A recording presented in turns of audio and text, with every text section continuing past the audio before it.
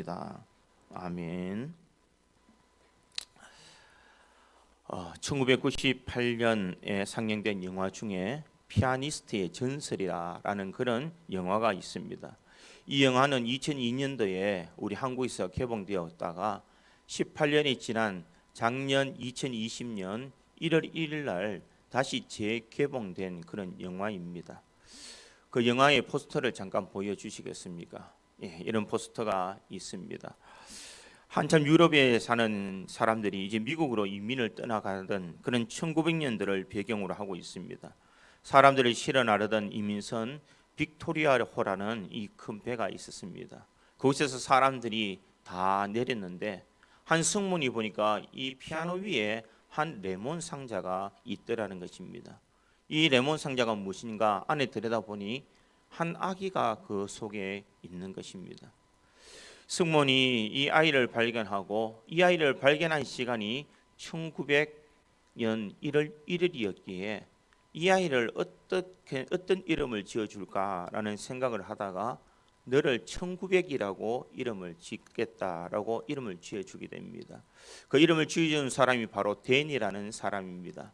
데니가 이 아이를 지극정성 잘 보살피게 됩니다. 그런데 이 아이가 8살이 되던 그때에 데니가 불의의 사고로 그만 죽게 됩니다.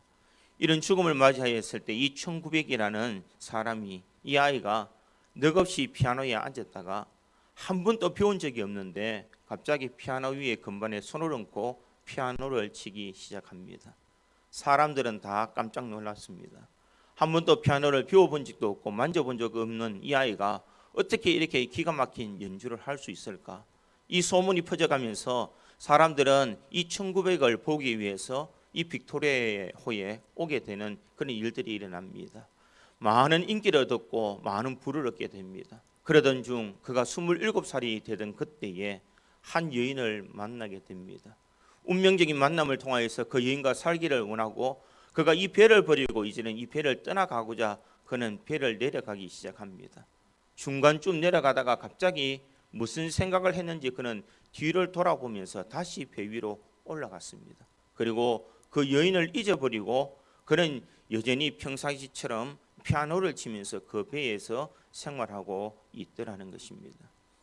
그의 일생은 한 번도 배를 내려보지 않는 그런 인생이었습니다. 이런 인생에 이제 시간이 오래되었다가 그가 드디어 노년이 되었을 그때에 빅토리아호가 너무나 오래가 되어서 더 이상 항해할 수 없다는 결단을 내리고 이 선박 주인이 이 빅토리아호를 폭파시키기로 결정을 내리게 됩니다. 사람들을 다 내려보내고 폭파하는 그 시점에 갑자기 이 1900이 보이지 않는 것입니다. 그래서 사람들이 1900을 찾으러 올라가 보니 그가 보이지 않지만 그가 연주하는 이 피아노 곡을 다시 틀어보니까 이 1900이 나오게 됩니다. 그러면서 이 배가 꼭 폭발하니까 내려가자라고 이야기를 합니다. 그런데 이 1900이 그 배에서 내려가기를 거절합니다. 그러면서 그는 이렇게 이야기합니다. 자네 내가 27살이 되던 때 왜 계단을 내려가지 않고 다시 올라왔는지 아느냐? 그동안 나는 88개의 건반만 연주하면 되었어. 그런데 이 배를 내려가는 순간 이 세상에는 88개의 건반만 있는 것이 아니라 수백만 개의 건반이 있어 난 그것을 연주할 자신이 없었다네. 이렇게 이야기를 합니다. 결국 그 배가 폭발할 때에 이 1900은 내리지 않고 그 배와 함께 자신의 생을 마감하게 되는 그런 영화입니다. 왜 이 영화를 이야기할까?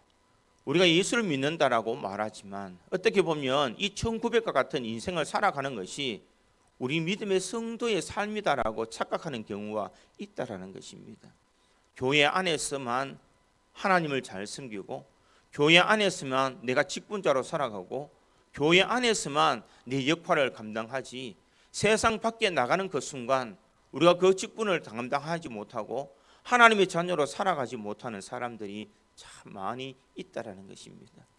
교회에서는 거룩한 것처럼 보이고 교회에서는 자신이 정말 신자인처럼 보이지만 세상 밖에 나가는 순간 내가 교인이라는 것을 다 내려놓고 세상 사람들처럼 살아가고 있는 사람들이 얼마나 많이 있느냐는 것입니다. 어떻게 보면 교회 안에서 이렇게 살아가는 것이 참 기쁨일 수도 있습니다. 세상에 밖에 나가면 요즘 같은 세상 참 힘이 듭니다. 사람들이 내가 교회 다닙니다라고 말하는 순간 이상한 눈으로 보게 됩니다.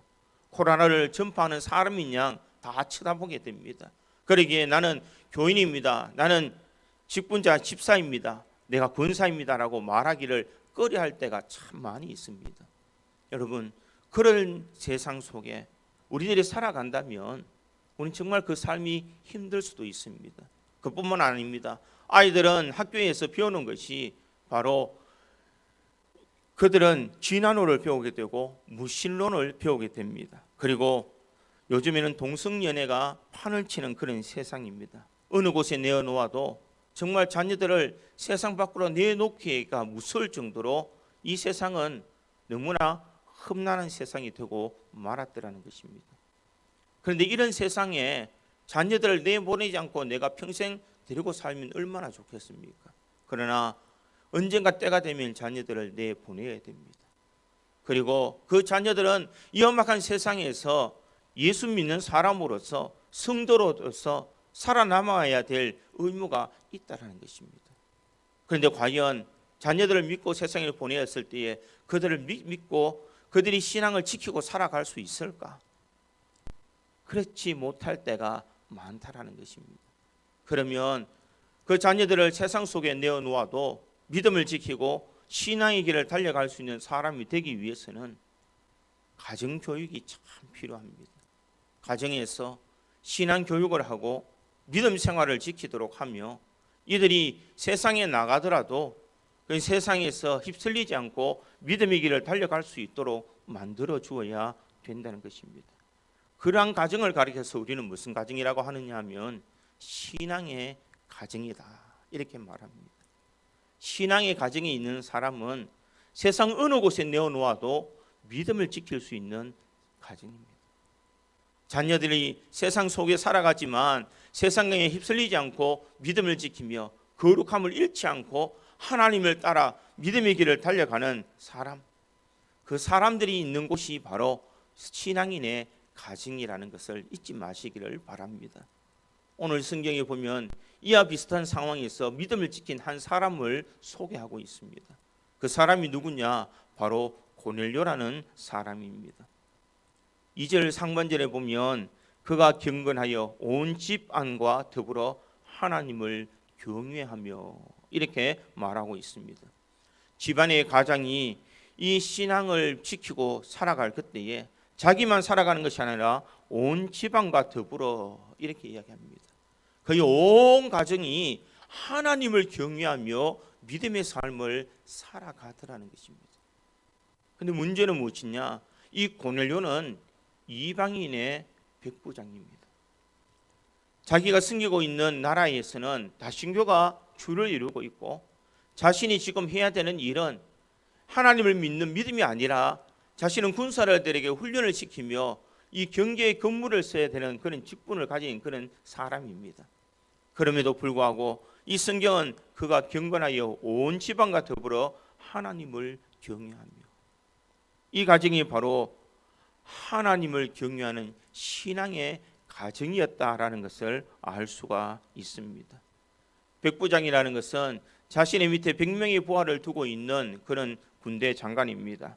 이 백부장이 자기 밑에 부하들이 있는데 이 부하들을 다스리려는 그 일들도 바쁘지만 그가 더 소중하게 여겼던 것은 하나님을 경외하고 온 집안과 더불어 하나님을 경외하는 그런 믿음의 삶을 살아왔다는 것입니다.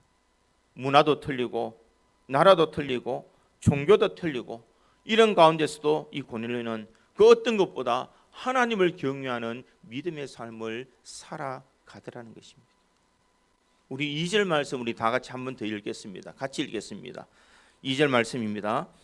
그가 경건하여 온 집안과 더불어 하나님을 경외하며 백성을 많이 구제하고 하나님께 항상 기도하더니 뭐라고 말하고 있습니까? 그는 항상 기도하는 사람이었고 항상 말씀 위에 서 있는 사람이었고 그는 항상 경건한 언니의 삶을 살았던 사람이다. 이렇게 말하고 있습니다. 누가 뭐래도 그는 분명 신앙의 가정을 가진 사람입니다. 고넬료가 어떻게 해서 이런 신앙의 가정을 이룰 수 있었을까? 저는 오늘 이 본문의 말씀을 통하여서 이 신앙의 가정을 이룬 이 고넬료의 가정처럼 우리 구지 장로교에 있는 모든 성도의 가정도 이 신앙의 가정을 이룰 수 있기를 간절히 소망합니다. 민족 고유의 설이 얼마 남지 않았습니다. 자녀들이 흩어져 있고 또 자녀들이 걱정되는 이 순간 나는 과연 자녀들에게 무슨 신앙의 교육을 가르쳐야 될까? 내가 온다면 나는 어떤 말로 그들을 권면할까?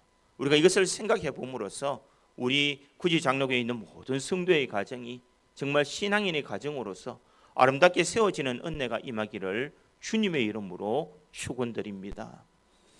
첫 번째로 이 신앙의 가정은 하나님을 경외하는 가정이 신앙인의 가정입니다. 오늘 보면 2절은 이렇게 다시 소개합니다. 그가 경건하여 온 지방과 더불어 하나님을 경외하며 이렇게 말합니다. 온 지방과 더불어 하나님을 경외했다. 믿음이라는 것은 신자와 불신자를 가르는 비결이라면 이 경건이라는 것은 내가 그리스도인답게 사느냐 그리스도인답게 살지 않느냐의 그 비교의 척도가 바로 경건한 삶이라는 것입니다.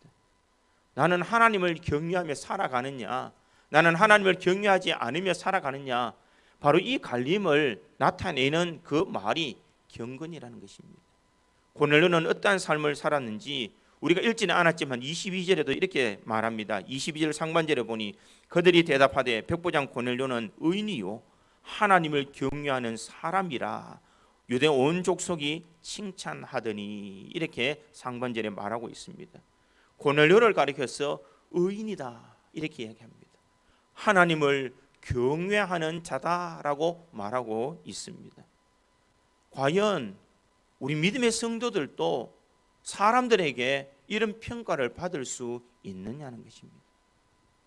구지 장로교에 있는 모 집사님은 의인입니다. 그는 하나님을 경외하는 사람입니다. 이 소리가 우리 삶에 들려져야 된다는 것입니다. 그 가정이 진정 하나님께서 원하시는 신앙의 가정이라는 것입니다. 아유, 교회 다니셨습니까? 언제 교회 다녔습니까? 라고 물으면 나는 의인의 삶도 여호와를 경외하는 삶도 살지 못했다는 것입니다. 하나님을 경외하는 사람은 하나님을 두려워하기에 매사의 모든 순간을 조심하며 살아가게 됩니다. 내가 말 한마디를 던지는 것, 내가 한 행동을 하는 것, 내가 살아가는 그 모든 삶의 모습 속에서 하나님을 경외하고 두려워하는 마음을 가져야 그 사람이 진정 하나님 앞에 경건한 은혜의 삶을 살아가는 사람이요. 그러한 가정이 진정 주님께서 원하시는 가정인 줄 믿습니다. 이 시대에 수많은 교회가 왜 그렇게 욕을 먹고 있느냐? 우리가 이러한 삶을 살지 않기 때문입니다. 내가 하나님을 믿노라고 말하면서 마치 하나님이 없는 것처럼 살아가고 나는 하나님의 귀한 직분을 맡은 사람이라고 말하면서 그 직분자답게 살지 못하기 때문에 우리는 세상을 통하여서 때로는 욕을 먹게 된다는 것입니다. 그러기에 하나님을 경외하는 사람은 모든 매사에 경건하게 살아갈 수가 있습니다. 경건이라는 것은 무엇일까? 경건이라는 것은 하나님을 두려워한다라는 의미입니다. 이 하나님을 두려워한다는 말의 의미는 하나님은 이 세상 모든 만물을 다스리시는 분이시고 그 하나님은 지금도 나를 지켜보고 계시다.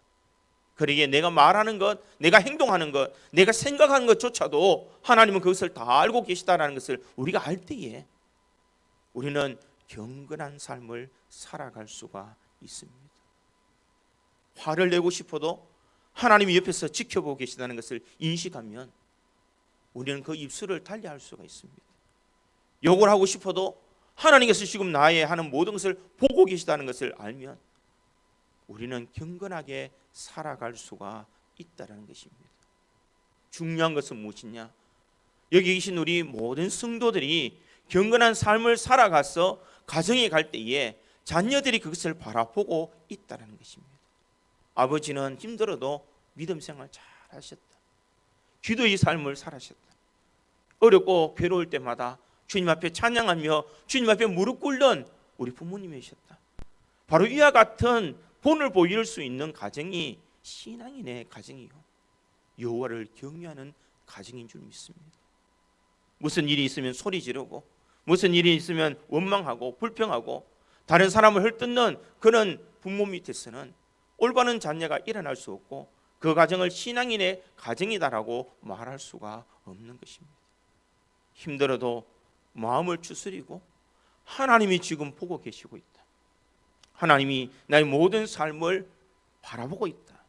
우리가 이것을 인식할 때에 하나님을 두려워하는 믿음의 삶을 살아가는 줄 믿습니다. 골로새서 3장 23절에 보니 무슨 일을 하든지 마음을 다하여 주께 하듯 하고 사람에게 하듯 하지 말라, 이렇게 말합니다. 어떤 일들을 하든지 다 하나님께 하듯 우리들이 그 일들을 행하고 말할 때에 세상 사람들이 우리를 바라보면서 저 사람은 의인이요, 여호와를 경외하는 사람이다라고 우리가 분명 칭송을 들을 줄 믿습니다. 사랑하는 성도 여러분, 우리 고지 장로교에 있는 모든 성도들이 이 명절날 우리의 거룩함을 유지하며 자녀들에게 신앙의 아름다운 믿음을 전수해 줄 수 있기를 간절히 소망합니다.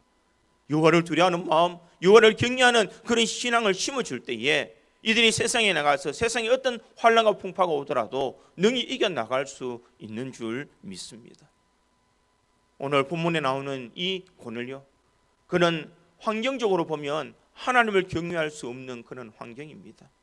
그는 이방인이었고 하나님을 모르는 그런 나라의 백부장이었습니다.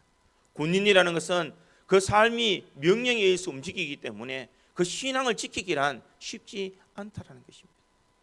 그래서 이런 말도 있지 않습니까? 남자는 군대 갔다 와봐야 그 신앙을 알 수 있다라는 그런 말도 있습니다. 이처럼 군대에서 신앙생활을 한다는 것은 참 어렵습니다. 그럼에도 불구하고 그는 군인이었지만 그는 그럼에도 불구하고 하나님 앞에 거룩하고 정결한 여호와를 경외하는 삶을 살아가더라는 것입니다. 그 삶이 자녀들과 가정을 변화시켰고 온 가족이 더불어 여호와를 경외하는 가정이 되고 말았더라는 것입니다.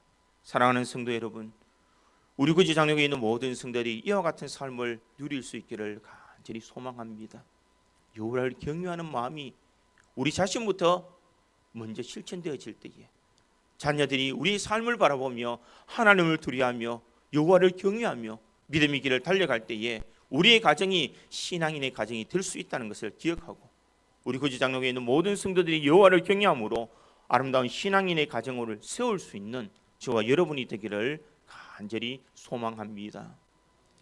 두 번째로 이 신앙의 가정은 하나님 앞에 기도하는 가정입니다. 오늘 2절 하반절을 보면 하나님께 항상 기도하더니 이렇게 말합니다. 여기서 하나님 앞에 항상 기도했다 이렇게 말합니다. 이 항상이라는 것은 무엇일까? 항상이라는 것은 시간적으로 늘 한다라는 그런 의미도 있지만 이 항상의 원어적인 의미에 보면 이렇습니다. 이 항상은 디아판토스라고 이렇게 이야기합니다. 이 디아라는 것은 무엇이냐? 통한다. 이 판토스라는 것은 모든이라는 그런 뜻입니다. 그래서 이것을 합치면 항상이라는 뜻인데 모든 것을 통하여 모든 삶의 상황에서 삶의 모든 상황에서 하나님 앞에 기도를 드렸다. 이런 의미입니다. 무엇을 말하느냐? 이 고넬료는 어떠한 문제가 닥쳐질 때마다 하나님을 찾았다는 것입니다. 크고 작은 일이 있더라도 늘 하나님 앞에 물어보며 하나님 앞에 메어 달리는 그런 삶을 살았기에 그는 항상 기도했다. 이렇게 이야기를 합니다. 어떤 분들을 보면 힘들고 어려울 때만 주님 앞에 찾아오는 분들도 있습니다.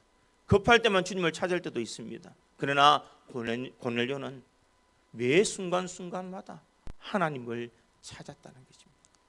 기쁠 때도 감사할 때도 역경 중에도 슬플 때도 가정에 문제가 있을 때에도 그는 늘 기도를 멈추지 않고 매일 하나님 앞에 기도하는 삶을 살았다는 것입니다. 지금으로 말하면 가정에서 설거지 하다가도 하나님 오늘 내가 이 하루 복되게 살게 해주십시오.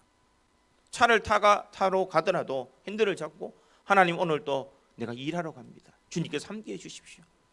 매 순간순간마다 이렇게 기도하는 삶을 살았다라는 것을 말하고 있습니다. 우리가 기도하는 모습, 그 기도하는 모습이 우리의 삶의 일상이 되어야 된다는 것입니다. 우리가 왜 기도하기 힘들까? 우리는 작정하기 때문에 힘듭니다. 오늘 기도하러 가야지. 오늘은 내가 가서 꼭 기도해야지. 교회 가서 내가 해야지. 이래 작정을 하기 때문에 무슨 일이 있으면 기도할 수가 없다라는 것입니다. 기도는 우리의 생활이 되어야 됩니다. 기도는 호흡이라고 이야기했습니다. 내가 누구를 만나기 전에도 기도해야 되고, 내가 어떤 일을 하기 전에도 기도하는 그런 버릇을, 습관을 가져야 된다는 것입니다. 이것이 바로 항상 기도하는 삶이라는 것입니다. 여러분, 누가 보든 보지 않든 우리는 속으로 기도할 수 있습니다. 하나님, 오늘도 내가 이 하루 속에 하나님과 동행하는 은혜의 삶을 살겠습니다. 우리가 이렇게 기도할 수가 있습니다. 이와 같은 기도의 삶을 살아가는 사람은 분명 그의 가정을 신앙인의 가정으로 세울 줄 믿습니다. 때로는 우리가 기도하더라도 자녀가 곁길로 갈 수도 있습니다. 때로는 우리가 기도하더라도 병들 수도 있습니다. 때로는 기도하더라도 사업이 어렵고 힘들 수도 있습니다. 그렇지만 분명한 것은 내가 기도를 멈추지 않고 끝까지 기도한다면 하나님께서는 다시 회복시켜 주실 줄 믿습니다. 내 힘이 아닌 하나님의 능력으로 회복시켜 주시고 하나님의 은혜로 그 모든 것을 이루어 주실 줄 믿습니다. 오늘 골료는 하나님 앞에 항상 기도하며 경건한 은혜의 삶을 살았더니 그가 어떤 일들을 하든지 하나님께서 그가 하신 그 모든 것을 바라보고 계시더라는 것입니다. 얼마나 열심히 기도했는지 오늘 본문 3절은 이렇게 기록합니다. 하루는 제9시쯤 되어 환상 중에 밝히 보매 하나님의 사자가 들어와 이르되 고넬료야 하니, 이렇게 말하고 있습니다. 그는 제9시쯤 되어라고 이야기합니다. 얼마나 간절하게 기도했든지 하나님께서 환상 중에 밝히 보매라고 이렇게 말합니다. 고넬료가 기도하는 것을 사람들은 보지 못하지만 하나님은 보고 계시다는 것입니다. 우리의 삶도 마찬가지인 줄 믿습니다. 내가 드러내고 기도하지 않아도 내 삶 속에서 하나님 앞에 기도할 때에 하나님은 그 기도하시는 것을 바라보고 계십니다. 기도의 삶을 살고 있는지 기도의 삶을 살고 있지 않는지를 하나님은 그것을 보고 계시다는 것입니다. 여러분, 시간이 없어서 교회에 못 나오시더라도 가정에 기도할 수 있습니다. 일하면서 기도할 수 있습니다. 매 순간순간 하나님을 의지하며 기도하며 부르짖을 수 있습니다. 고넬료가 얼마나 기도하였던지 오늘 본문 4절에는 이렇게 기록합니다. 고넬료가 주목하여 보고 두려워 이르되 주여 무슨 일이니까? 천사가 이르되 내 기도와 구제가 하나님 앞에 상달되어 기억하신 바가 되었으니. 얼마나 기도를 그가 항상 드렸던지 하나님께서 내 기도, 구제, 그것을 하나님께서 기억하신 바 되었다. 하늘에 상달되어서 하나님께서 다 기억하고 있다라고 말하고 있습니다. 여러분, 우리가 기도할 때에 이 기도가 떨어지지 아니하는 줄 믿습니다. 하나님 앞에 상달되어 하나님 앞에 기억되는 기도를 드려야 될 줄 믿습니다. 하나님이 기억되실 만한 그 기도는 어떤 기도이겠습니까? 생색을 내는 기도나 형식적인 기도는 하나님 앞에 상달되지 않을 것입니다. 그러나 우리가 하나님을 의지하고 간절한 마음으로 주님을 찾고 주님을 의지하며 우리가 주님을 부르짖을 때에 주님께서 그 부르짖은 기도의 소망을 다 기억하고 계시다는 것입니다. 그러기에 우리 구제 장로에 있는 모든 성도들도 우리 기도의 생활이 하나님 앞에 상달되는 기도의 삶을 살아서 우리의 가정이 신앙의 가정으로 세워가야 될 줄 믿습니다. 여러분, 기도하는 아버지, 기도하는 어머니, 기도하는 아들, 기도하는 딸이 있는 가정이 진정 신앙인의 가정인 줄 믿습니다. 기도를 통하여서 우리의 삶이 바뀌어지고 기도를 통하여서 막힌 담이 허물어지며 기도를 통하여서 모든 질병과 병마가 물러가는 역사를 경험할 줄 믿습니다. 그러기에 여러분, 기도는 매 순간순간 하나님을 만나고 그 하나님의 은혜를 구하면서 주님 앞에 부르짖어야 될 줄 믿습니다.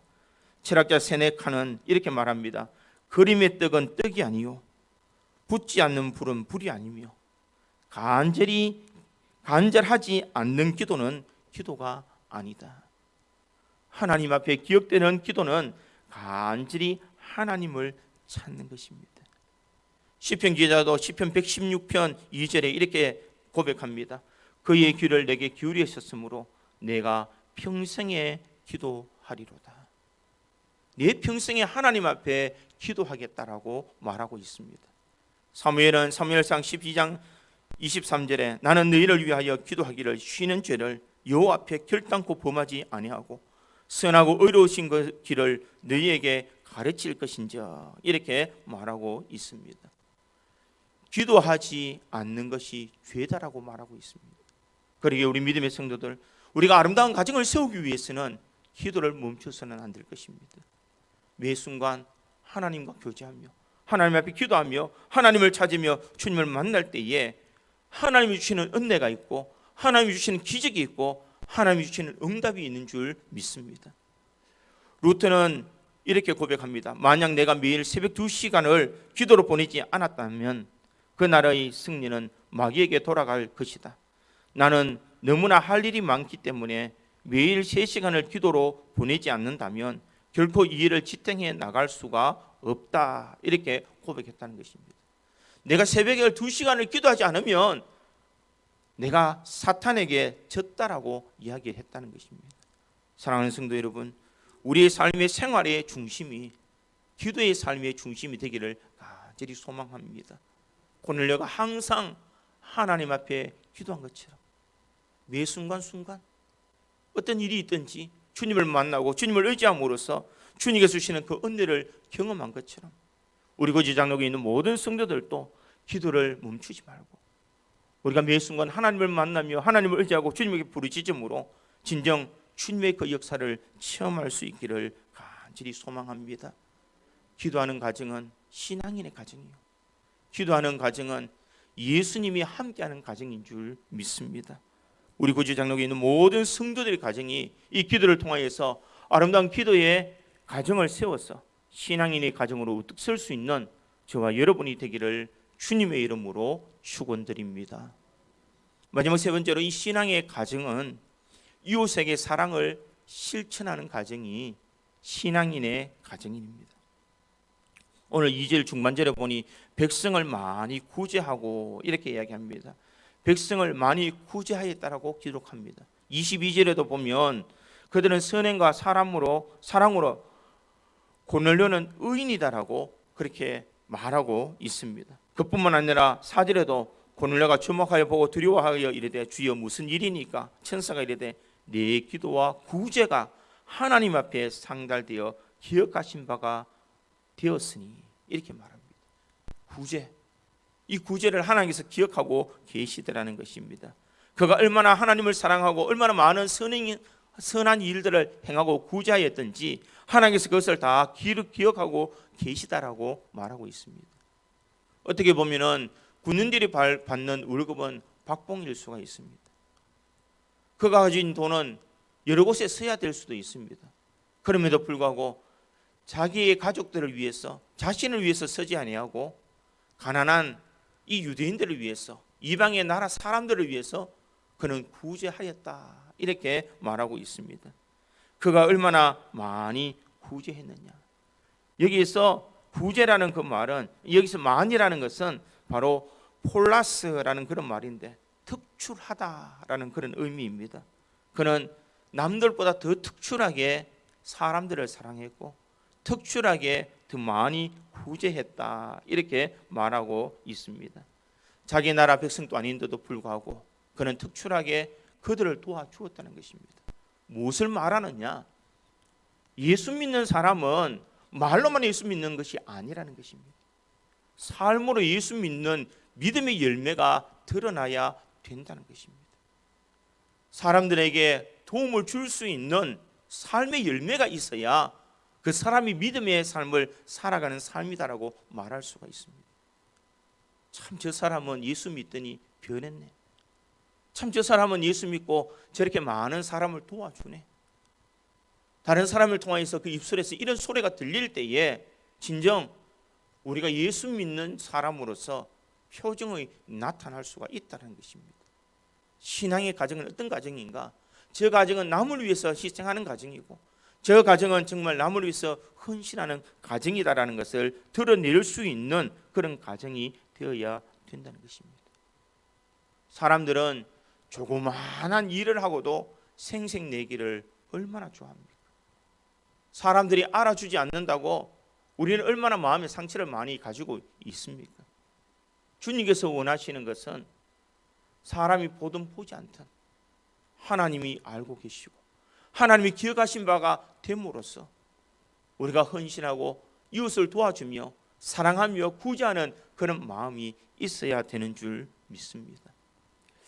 아름다운 부자 척 피니라는 그런 책이 있습니다. 잠깐 화면을 띄워주시기 바랍니다. 바로 이 책입니다. 아름다운 부자 척 피니. 이 책은 25년간 이 사람이 얼마나 가난한 사람들에게 돈을 도와주었는가 하면 25년 동안 4조 원의 돈을 도와주었다고 합니다. 오른손이 한 일을 왼손이 모르게 하기 위해서 그런 철저하게 다른 사람을 도와줄 때에 이 많은 돈을 기부하면서도 사람들이 모르게 기부를 했다는 것입니다. 그러기에 로이터 통신은 그에 대해서 이렇게 말합니다. 미국에서 가장 위대한 자선 사업가는 마이크로소프트의 황제 빌 게이츠 회장도 전 재산의 85%를 기부한 전설적인 투자자 워렌 머핏도 아닌 아일랜드계 자선 사업가 척 피니에게 그 영광을 돌려야 한다. 이렇게 보도를 했다고 말합니다. 그는 기부를 하면서도 그는 가장 낮은 자리에 섰어. 약한 사람, 가난한 사람들처럼 살았다는 것입니다. 그는 허름한 옷을 입고 식당에 가서 검소하게 그는 검소하게 밥을 먹었고 25달러 14,000원짜리 플라스틱 시계를 차고 다닐 정도로 검소했다. 이렇게 이야기합니다.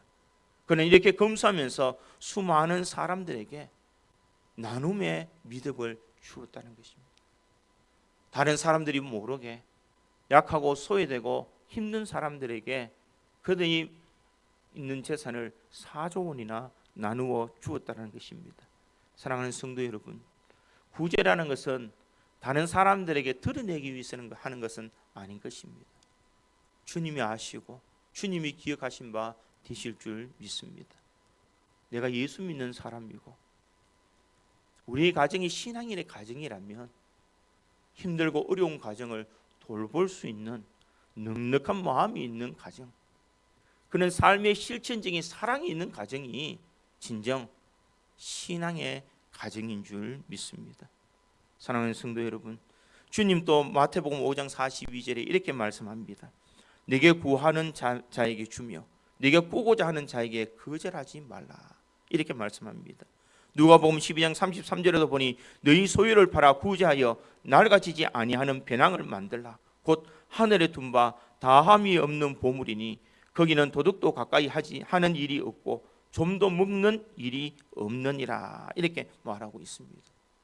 주님께서는 분명히 내 소유를 팔아 구제하여 낡아지지 아니하는 배낭을 만들라. 이렇게 이야기합니다. 하늘에 둔 바 다함이 없는 보물이니 라고 이렇게 이야기합니다. 우리가 구제하는 것은 하나님께서 상급으로 분명 하늘의 상급으로 사와 주실 줄 믿습니다. 이것을 알았기에 이 바울도 자신의 믿음의 아들이었던 이 디모데에게 이렇게 이야기합니다. 디모데전서 6장 18절에 보니 선을 행하고 선한 사업을 많이 하고 나누어 주기를 좋아하며 너그러운 자가 되게 하라. 이렇게 말하고 있습니다. 우리가 예수 믿는 사람으로서 우리의 삶의 아름다운 열매를 맺기 위해서는 이웃을 사랑할 수 있는 그런 사랑의 열매를 소유해야 될 줄 믿습니다. 물질로만 도와주는 것이 도움이 되는 것이 아닙니다. 때로는 그를 위해서 기도하고 그와 함께 해주고 그의 어려움을 들어주는 것이 진정 이웃과 함께하는 믿음의 삶이 될 수도 있습니다. 내가 가진 것이 없어도 내게 있는 것으로 그 사람을 도와줄 수 있는 그 마음이 진정 신앙인의 마음인 줄 믿습니다. 우리 주변에 힘들어하는 사람이 있다면 오늘부터 그 사람 위해서 기도할 수 있기를 바랍니다. 나라가 힘들다면 우리가 이 나라를 위해서 우리가 부르짖어야 될 줄 믿습니다. 교회에서도 어떤 일이 일어나면 이 교회를 위해서 부르짖을 수 있기를 간절히 소망합니다. 하나님을 사랑하지 않는 사람, 교회를 사랑할 수가 없습니다. 교회를 사랑하지 않는 사람, 이웃을 사랑할 수가 없습니다. 그러기에 내가 하나님을 사랑하고 교회를 사랑하고 예수님을 사랑한다면 이웃도 사랑하며 아름다운 신앙의 열매를 맺을 수 있는 가정이 되어서 우리 거주 장로교에 있는 모든 성도들의 가정이 신앙의 가정 될 수 있기를 주님의 이름으로 축원드립니다. 다 같이 기도하겠습니다.